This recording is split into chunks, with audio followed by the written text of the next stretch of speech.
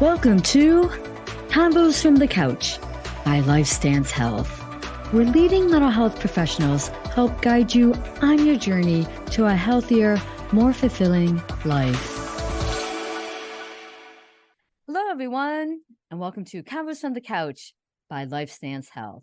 I'm Nicholette Leanza, and on this episode, I'll be talking with Steve Guglielmi, a regional clinical director from our Lifestance Columbus offices, and we'll be talking about male identity and male fragility. So welcome, Steve. Great to have you back on. Thank you, Nikki, for having me here. I appreciate it. Definitely. The Barbie movie has surprisingly really brought the topic of male identity and male fragility to the forefront. In the movie, we see Ken struggling to figure out who he is outside of his relationship with Barbie and gets swept up in quite a bit of male fragility along the way to finding himself.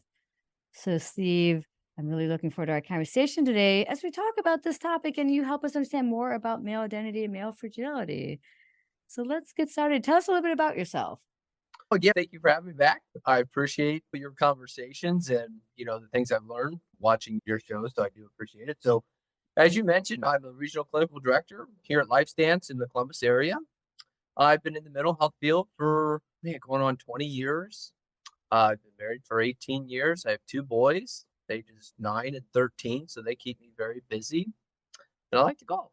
That's one Oh, of the things nice. that keep me busy. So, Do you get a lot of time to golf, a lot of chance to golf? not as much as I'd like. So we're about to enter into soccer season with the boys and stuff like that, which we're looking forward to. Got you. Got you. All right. As we start our conversation today, let me first say that this conversation we're having about male identity, this is for anyone who identifies as male. So I feel that's very important to put that out there. And so as we kick off here, let me ask you this, Steve. How do you societal expectations about what it means to be a man affect the way that men view themselves and their roles in the world? What it means to be a man. I tell you what, you sent me these questions ahead of time, and I really started to think and reflect on this. And we talk a lot about societal norms. So my perspective is going to be obviously as a man living in society today, but also the conversations I've had as a therapist with many men over the years about the struggles with self-identity and kind of this overall what is expected of men in our society. As I reflected on this and some of the conversations I've had, I think of one of the most prominent components in this expectation to be strong and to create a stoic presence, which creates a lot of underlying expectations in men in general. And that ties into this kind of underlying idea of eliminating weakness in our life and really the struggle to kind of show when you're struggling and how that can be perceived as being weak. And that is can really you run into that not being very well accepted as a man. And then you look at the different roles men play. And this is for really everyone. We all play different roles in life. But one of the more prominent roles for men is that role as a father. And kind of where these societal expectations get tied into how you need to lead and run your life as you're modeling behavior for your kids. And then you tie this into a different role, which I think is a little bit more interesting when you look at kind of career development and men in leadership positions. One of the things that I've noticed over the years and really developing in society today is this kind of this undertone of conflict. I think there's really a developing association that in order to be a leader, you need to be drawn into and sometimes even creating conflict. Now, I'm not a big fan of that. I'm not opposed to healthy conflict, but I think sometimes that this kind of there's an expectation that if you're going to be a man and that you're going to be leading, that you need to be able to deal with and engage in conflict. And that's almost associated as a leadership skill, which I do, like I said, I do believe that there are components of healthy conflict in relationships, but sometimes it's almost expected that men stir up and engage in conflict. And to me, that can be very unhealthy. Is that an aspect of them asserting power then or I something? think so. I think some men struggle with this idea of if I'm not causing and engaging in conflict, I'm not leading. And therefore, Okay. Okay.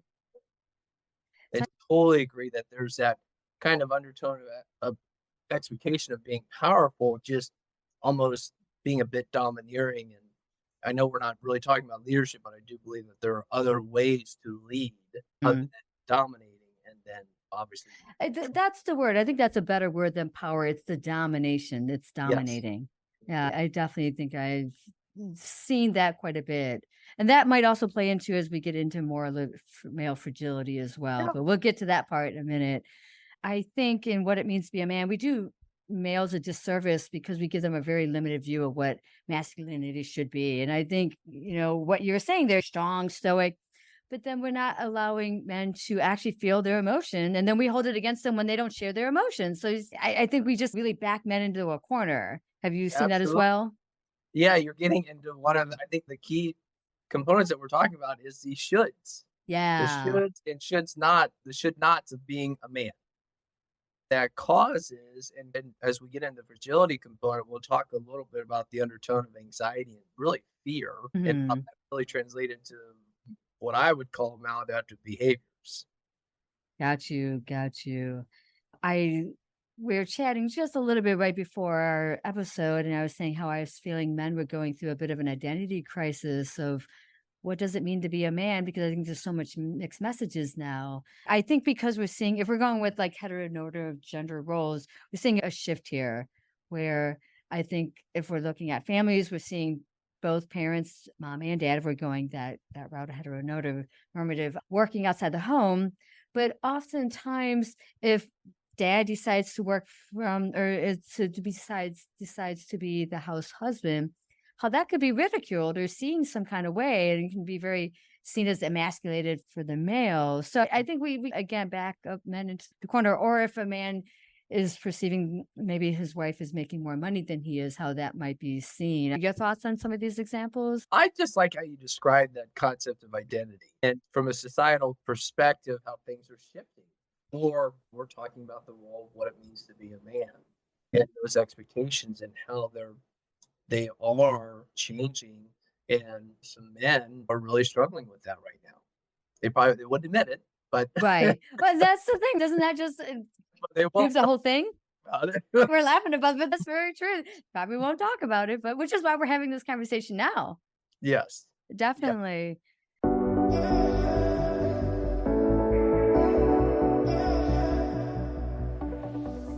Do you want to jump over to male fragility? Talk a Sure. little bit about Let's that do it. now. So that's Absolutely. what is it and how in what ways do you see it manifest? So I'm reading off some notes because I did a little bit of research on Sure. this, but kind of what I picked up off my understanding is really this kind of peculiar anxiety experienced by men who feel that doing certain things causes them to fall short of perceived societal what a societal ideal manhood is. Why it's really not regarded as a you look at the DSM, it's not a mental health condition, Mm-mm. but it definitely can manifest into some would say need some substance abuse Yeah. terms, definitely. As we talk about fear and pain, that really there's an undertone of anxiety and in Mm. some men, even depression. But again, Nikki, going off this idea of kind of this shift in identity of what men are going through. And so it definitely can create some concern. And that fragility piece, for some, we'll say even goes a little bit deeper than that resistance to weakness or emotion, but really it can really manifest for men to really struggle to accept this concept of no, or when if a man is being perceived as being mocked or ridiculed, that's where some of that, and this is an outlier, but some of that really maladaptive behavior, such as anger and unfortunately sometimes even that violent or aggressive, intimidating kind of Right. dominating behavior that can really come out in some Definitely. men when they really struggle with that more deep rooted stuff per se. No, I agree. I think it is such a deep-seated insecurity about their own masculinity, and I Mhm. think part of that is their own misaligned perception of what they feel like they're not measuring up to societal expectations of what a man should be. So I think that's going to fuel a lot right there. And I think for some, they might, maybe for some males, they might overcompensate that, Yes. which can even maybe bleed into some toxic masculinity that we might see, which is a Mhm. whole other topic we could talk about. Absolutely. And so I obviously being a therapist, I'm biased on this. I think anyone could use some time to talk and process different things out. But I really think it's the men that lack their own insight and Mm. struggle with a willingness to see that they struggle with these things as opposed to it's almost like some men are placed in this position to feel like they have to prove something. Yeah, proving. And so it just Definitely. kind of lead to this really, I mean, talking about toxic masculinity, kind of healthy road to go down for sure.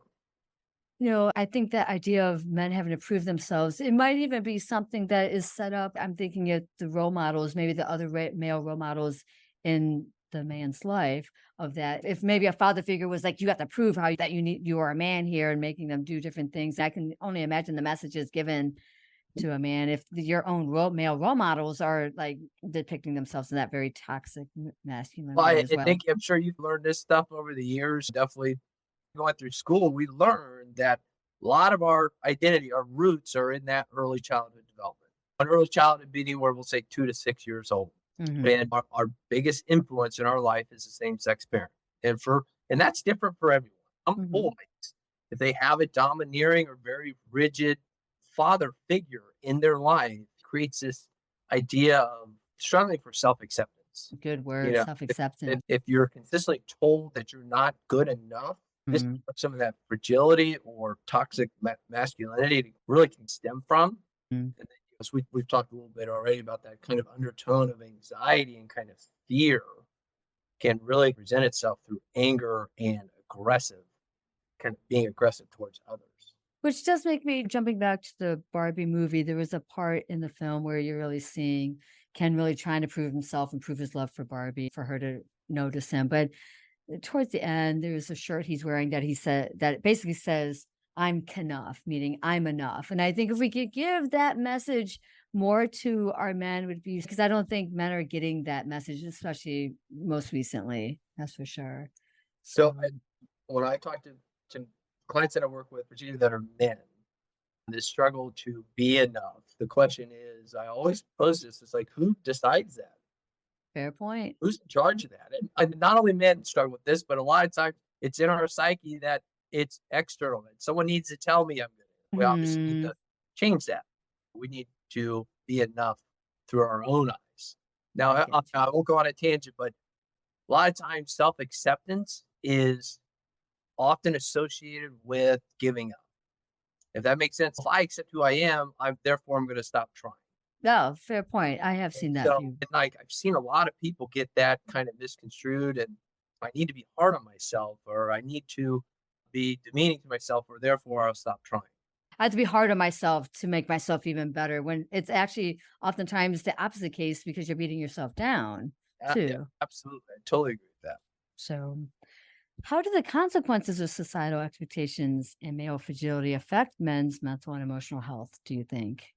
Yeah, I know we've touched on this, but when you look at true identity development and true self acceptance, if you have this kind of internal kind of, we call them thought patterns, everyone has this kind of self talk and it's consistently negative. If you have an individual, we're talking about men, that is consistently telling themselves they're not good enough, they should be doing things different, especially when you look at failure and in the therapy world, we talk about the difference between guilt and shame. Guilt is about something Mhm. you've done, shame is about who you are. Yep. And for men, it turns into and translates to shame.